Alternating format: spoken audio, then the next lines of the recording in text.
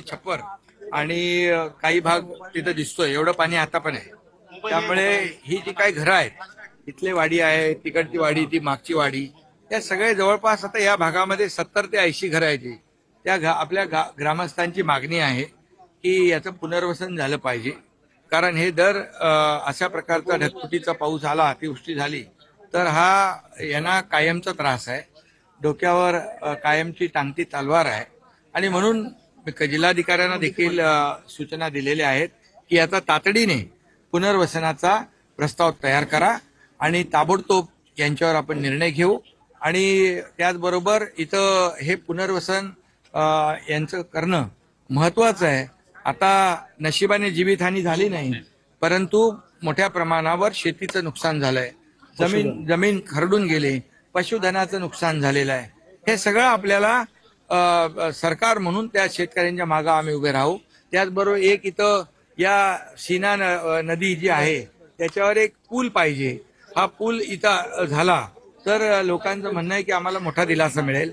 त्या बाबतीत देखील जिल्हाधिकाऱ्यांना सूचना केलेल्या आहेत आणि त्या बाबतीमध्ये देखील तातडीने प्रस्ताव तयार करून त्याची अंमलबजावणी देखील करण्याच्या सूचना दिल्यात. आणि त्यामुळे या लोकांना, सर्व या ग्रामस्थांना कायमस्वरूपी दिलासा मिळेल.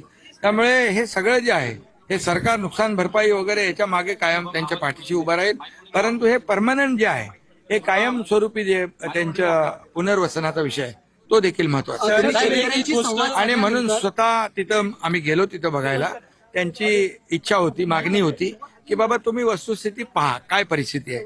आणि म्हणून आम्ही तिथपर्यंत आम्ही गेलो. शेवटी आम्ही बघायला आलोय की बाबा वस्तुस्थिती काय, डोळ्यांनी प्रत्यक्ष पाहणं हे गरजेचं असतं. आणि म्हणून सरकार आणि आम्ही सगळेजण शेतकऱ्यांच्या मागे आहोत. बिलकुल. तुम्ही शेतकऱ्यांची संवाद साधला, शेतकऱ्यांची मागणी आहे तातडीनं मदत द्या म्हणून. त्यांना खूप नुकसान झालेलं आहे, अन्न नाहीये, अन्नधान्याचं जे काय आहे, कपडा लेता वाहून गेलाय, भांडी कुंडी गेलेली आहेत.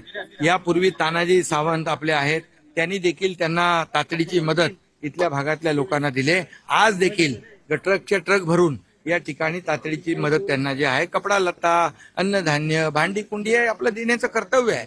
आणि बघ जी काही शासकीय मदत आहे ती देखील या ठिकाणी मोठ्या प्रमाणावर झालेलं नुकसान बघून हे आसमानी संकट आहे.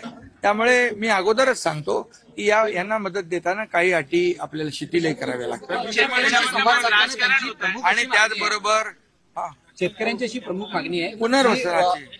पंचनामे आणि या अटी शर्तींमध्ये आम्हाला अडकवू नका. वस्तुस्थिती तुम्ही पाहिलेला तातडीनं आम्हाला. बिलकुल. म्हणून स्वतः जिल्हाधिकारी सोबत आहेत आणि वस्तुस्थिती आपल्याला दिसते आहे की इथं पूर्ण सगळंच वाहून गेलेलं आहे. घरामध्ये देखील आम्ही गेलो, तिथं घरातलं सगळं भिजून गेलंय, सगळं वाहून गेलंय, चिखल आहे. आणि म्हणून या ठिकाणी मदत देताना सरकार कुठलाही हात आकडता घेणार नाही. इथला MSCBचा विषय होता.